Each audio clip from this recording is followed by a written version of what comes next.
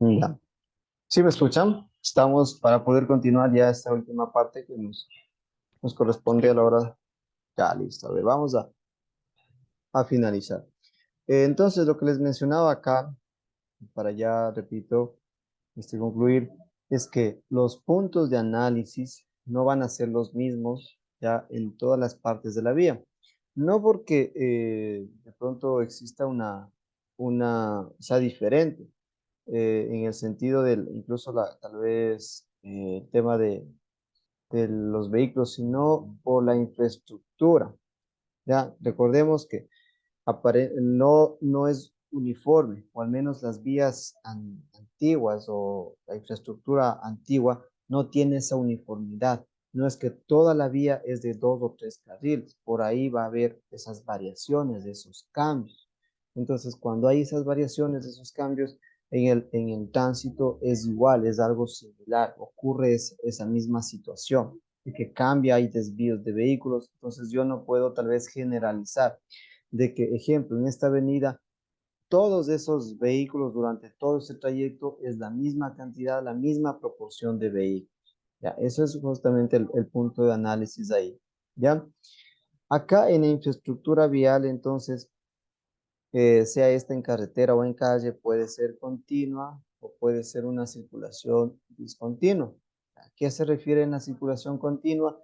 Es decir, o quiere decir que no tiene elementos externos al flujo de tránsito, es decir, estos flujos externos sean semáforos o señales que produzcan interrupciones. ¿Ya? Es decir, que no va a haber esa interrupción como tal en su circulación, mientras que esta circulación discontinua tiene que ver con elementos ya que producen estas interrupciones, es decir, que no tienen el derecho de paso. Entonces, independientemente de la cantidad de vehículos, semáforos, intersecciones de prioridad con señales de alta y ceda el paso y otros tipos de regulación. ¿Ya? ¿Qué quiere decir? Entonces, que van a ver durante su recorrido ya, intersecciones o puntos donde tienen que detenerse, porque existe en este caso una señal de pare, una señal de ceder el paso u otro tipo de señales que guarden relación con esto, es decir, que no tienen el derecho de paso. ¿Ok? Entonces, generalmente, esto podemos encontrar en los pasos laterales. Ya, ahí voy a hacer un ejemplo muy práctico de ello, donde para estos pasos laterales, o sea, prácticamente no hay, en su gran mayoría, interrupciones. O sea, es una circulación fluida y quienes ingresan a esta vía, ellos son los que deben detenerse. ¿Ya? Y ellos son quienes quienes ingresan deben esperar que no haya tal vez ningún vehículo y ahí poder ingresar.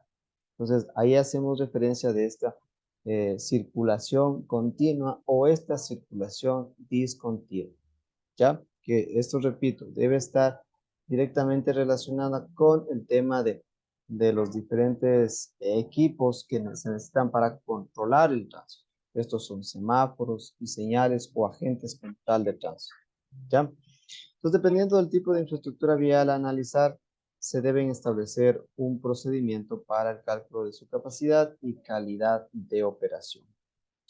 Vamos revisando entonces, por lo tanto, ya mediante el análisis de capacidad, también se estima la cantidad máxima de vehículos que el sistema vial puede acomodar mientras se mantiene una determinada calidad de operación, introduciéndose aquí el concepto de nivel de servicio.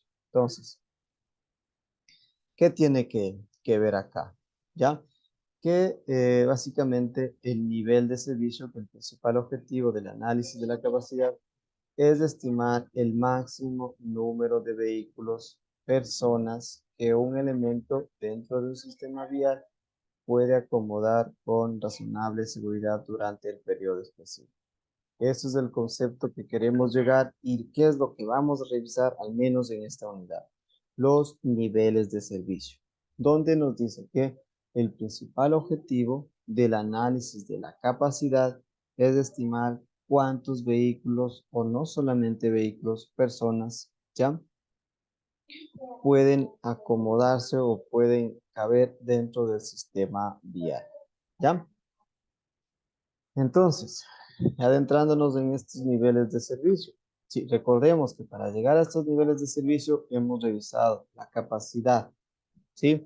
Que tiene que ver la capacidad con el número máximo de vehículos, ¿ya? O de personas que van o pasan por un punto, lugar, un punto estratégico, zona de análisis en un determinado tiempo y bajo algunas condiciones que son prevalecientes de esa vía. Entonces, desde ahí, partiendo de ese concepto, llegamos a este nivel de servicio, porque el nivel de servicio va a estar directamente relacionado con el tema de la capacidad, ¿ya? Entonces, este nivel de servicio, ¿qué es o para qué nos sirve? El nivel de servicio se usa para medir la calidad del flujo vehicular. ¿Qué es el flujo vehicular? La cantidad de vehículos justamente que se presentan, ¿ya? Es una medida cualitativa. Ya mencionaba por qué es cualitativa, porque describe las diferentes condiciones de operación del flujo vehicular y de su percepción con los, en este caso, los usuarios, los vehículos y los pasajeros. ¿Ok?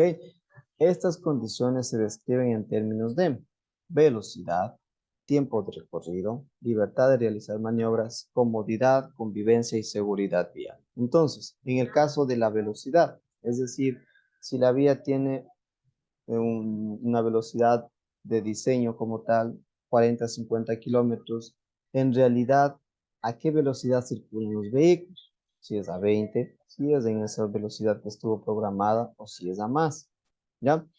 El tiempo de recorrido, ¿cuánto tiempo tarda en pasar por ese punto, ese tramo, ese recorrido? El tiempo de realizar maniobras, es decir, puedo girar con facilidad, hacer un cambio de carril, puedo girar a la derecha, puedo girar a la izquierda, ¿ya? Existe esa facilidad o esa flexibilidad. El tema de comodidad tiene que ver igual con el tema de realizar la parte de maniobras, es decir, existe el ancho de carril mínimo para continuar con la circulación o en alguna parte, en algún lapso existe esa reducción de carril. Cuando voy junto a un vehículo de transporte pesado, de pronto invade mi carril, ¿ya? Y ahí está el tema de convivencia y la seguridad vial. El tema de seguridad vial, ¿no es cierto? Tiene que ver con, o sea, existe eh, número de siniestros de tránsito, cuántos siniestros se producen al año, ¿ya? Cuál es incluso la gravedad de esos siniestros, en qué lugar, en qué punto se producen frecuentemente los siniestros, por qué razones, si tiene que ver con la parte de infraestructura vial, si tiene que ver con que, ejemplo, ahí disminución de velocidad y se producen impactos, choques por alcance. Entonces, todo eso un poco es lo que se va considerando, se va analizando, ¿ya? Y finalmente, con esta lámina, terminamos donde están los factores que afectan al nivel de servicio. Tanto los internos como los externos. ¿Cuáles son esos internos y cuáles son esos externos? Los internos son temas de variaciones en la velocidad, en el volumen, en la composición de tránsito, en los porcentajes de movimientos de entrecruzamientos direccionales, entre otros. Pero, por ejemplo, vamos describiendo variaciones en la velocidad. ¿Ya? ¿A qué hace referencia? Puede ser que la vía, ejemplo, sea a nivel de una pendiente, de que tenga algún desnivel como tal, de que tenga algún tipo de infraestructura, digamos un caso, un rompevelocidades, un paso peatonal, ya, es decir, esa variación que puede existir entre la velocidad, sí, que es justamente incluso la forma tal vez de conducir de los conductores, si tienen familiaridad con la vía, si el tema de la señalización está claro, o si tienen que tal vez disminuir la velocidad para poder mirar la señalización, ¿ya? En el volumen, asimismo, el volumen o la cantidad de vehículos está directamente relacionada con la velocidad. Si por la cantidad de vehículos tiene que disminuir la velocidad, ¿ya? La composición del tránsito, este es un tema muy interesante. La composición del tránsito tiene que ver, a ver, del 100% de vehículos, ¿cuántos son vehículos livianos? ¿Cuántos son vehículos de transporte público? ¿Cuántos son vehículos de transporte de carga pesada? ¿Cuántos son motocicletas? ¿Cuántos son tricimotos? ¿Ya? Entonces, Eso tiene que ver ya con la composición del tránsito. ¿Cómo está las cantidades de acuerdo a cada tipo de vehículo? Recuerden que ahí revisamos la normativa de clasificación vehicular, si han de recordar. Entonces ahí teníamos los tipos de vehículos, ¿no es cierto? Para poder justamente considerar, a ver, este vehículo es bajo esta categoría, este vehículo es bajo esta categoría, ¿ya? Y los porcentajes de movimientos de entrecruzamiento direccionales. Esto es los entrecruzamientos, ¿cierto? Es decir, giros izquierda, giros derecha, ¿cierto? Que podemos tener. ¿Qué cantidad de vehículos, ejemplo, giran a la izquierda o necesitan girar a la izquierda? ¿Qué cantidad de vehículos necesitan girar a la derecha? ¿Ya? Y los factores ya externos. Estos son ya características físicas como tal de la vía. Es decir, ancho de carril, distancia que existe entre las barras laterales en el caso de que existen, la anchura de los acotamientos, las pendientes, es decir, algunos factores que ya tienen que ver directamente con la infraestructura, ya no más bien con el funcionamiento. Repito, es decir, ejemplo, el ancho de carril, ¿no es cierto? Puede ser que se reduzca, puede ser que sea más amplio. El ancho como tal de que existe entre la línea de borde y la acera como tal, o la cuneta, ¿ya?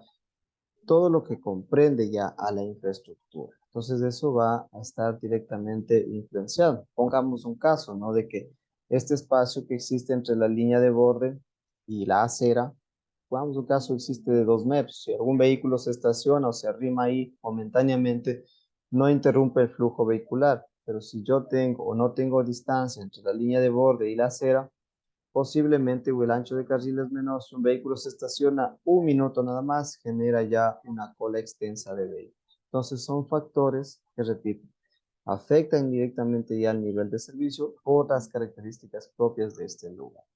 ¿Sí? Bueno.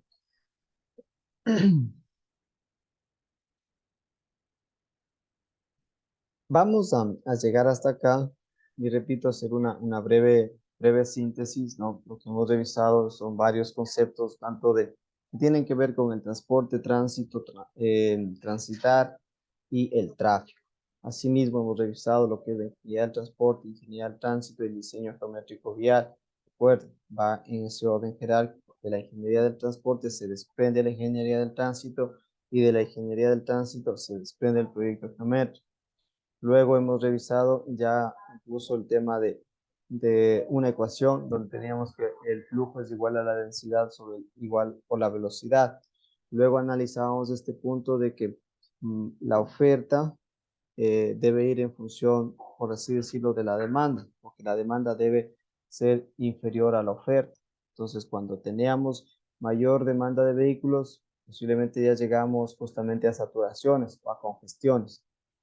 En esta imagen analizamos mucho más al detalle eso, sí, la cantidad posible de vehículos que puede albergar una vía y la cantidad de vehículos que tenemos, ¿ya? Que el punto de análisis puede ser cualitativo y cuantitativo. Cualitativo, obviamente, cualidades que pueden ser el nivel de servicio, y cuantitativo, la cantidad de vehículos que representa para justamente poder calificar el nivel de servicio. Recuerden, oferta de infraestructura como tal, las vías, demanda, los vehículos, los usuarios. Y finalmente, algunos conceptos como calidad, ¿sí? El número máximo de vehículos que pueden transitar un punto en lugar en un tiempo determinado y bajo algunas condiciones como tal que prevalecen sobre la vía y sobre el tránsito. El tema de infraestructura vial que puede estar o constituida una calle o una carretera. Puede ser continua o puede ser discontinua. Esto va a estar relacionada con los elementos que puedan tener, es decir, semáforos, señalización, ya, o incluso los propios agentes civiles de tránsito que pueden dar esta circulación continua o discontinua, o en otras palabras, el derecho de paso que pueda tener, ¿ya? Para llegar ya finalmente al concepto de nivel de servicio, es decir, qué es lo que nosotros vamos a analizar como tal dentro de estos niveles de servicio y cuáles son, qué nos permiten con los niveles de servicio. Como les mencionaba, básicamente medir la calidad del flujo vehicular bajo algunas condiciones que van a ser prevalecientes, como velocidad, tiempo, comodidad, convivencia, y nivel de seguridad, es decir, la seguridad vial. ¿Ya? Y los factores que pueden ser internos y externos, es decir, los internos que tienen que ver directamente con la operación, el funcionamiento, y los externos que tienen que ver, por ejemplo, con la parte que incluso no se puede controlar del todo, sino ya situaciones de infraestructura vial como tal. ¿Ya? Y un ejemplo dentro de lo interno que me faltó es el tema de la composición del tránsito, esa variación que puede existir entre la velocidad, la familiaridad que un conductor o una persona puede tener con esa vía y que no tenga que reducir su velocidad por desconocimiento de que, a ver, qué carril debo tomar, cuál es el sentido de circulación que debo seguir. ¿Ya? Entonces son factores que, repito, van a influir en tema de circulación, fluidez de los vehículos. ¿Sí? Bueno, hasta ahí creo que podemos llegar hasta el día de hoy. No sé si parte de ustedes tienen alguna pregunta, duda, inquietud.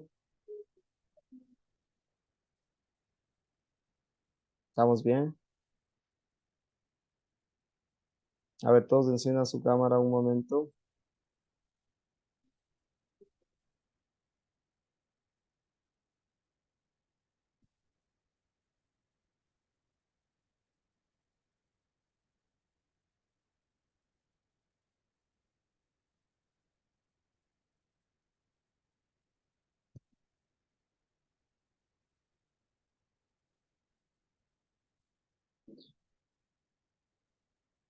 Bueno, espero se haya quedado comprendido esta clase, porque todo va siendo como un complemento, una secuencia de todos los temas que vamos revisando. ¿Ya? Por mi parte, gracias. Espero el día de mañana tenemos clase, ¿no? Nos vemos el día de mañana. Tengan una buena tarde. Cuídense y ya está el día de mañana, Dios mediante. Gracias, chicos. Que pasen bien. Hasta luego.